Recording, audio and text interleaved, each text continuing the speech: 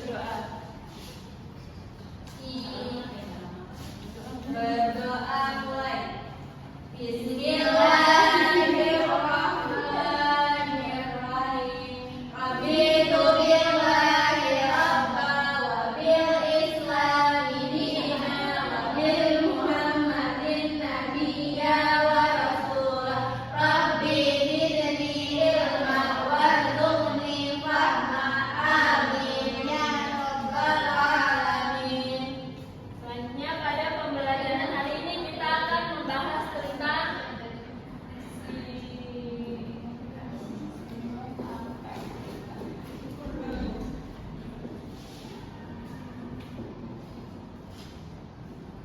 pada pembelajaran fikih hari ini kita akan membahas tentang sirat akad nikah.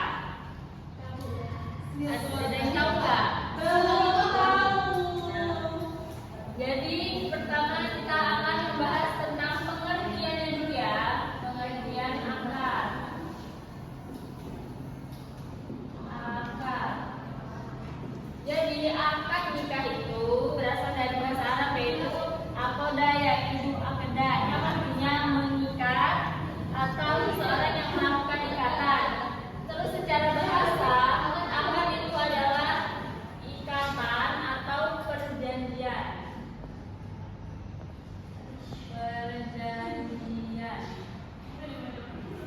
Jadi akad nikah itu adalah suatu ikatan atau perjanjian pernikahan. Secara syarat,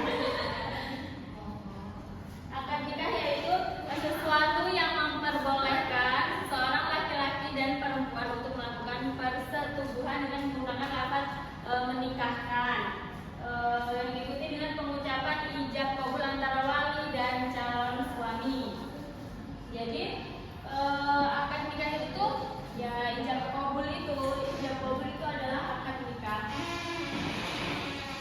Jadi akad nikah itu merupakan wujud nyata sebuah ikatan antara laki-laki dan yang akan menjadi suami dan perempuan yang akan menjadi istri. Kemudian yang dilakukan dengan adanya saksi, wali dan menggunakan dengan menggunakan sirat ijab dan qabul. Jadi akad nikah ini ijab dan qabul itu dan qabul. Nah, ini yang dinamakan sirat akad nikah. Jadi yang pertama ini ijab. Ijab itu adalah suatu pernyataan dari pihak perempuan, dari wali seorang perempuan atau ayahnya gitu ya, itu menggunakan ijab. Kemudian kalau qabul itu adalah pernyataan dari laki-laki atau persetujuan. Kan kalau ijab itu yang bapaknya, kalau qabul ini suaminya. Dan selanjutnya yaitu syarat sah akad nikah.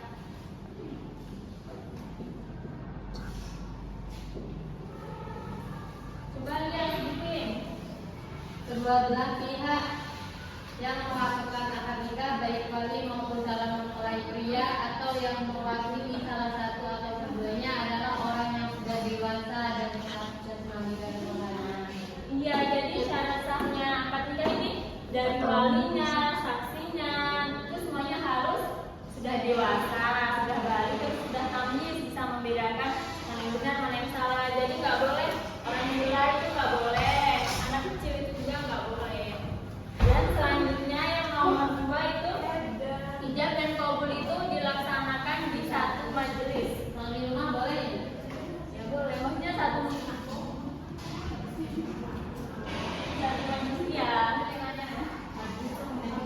Di satu tempat itu, terus tanpa adanya yang menghalangi gitu, nggak boleh ada kata-kata yang menghalangi. Jadi pas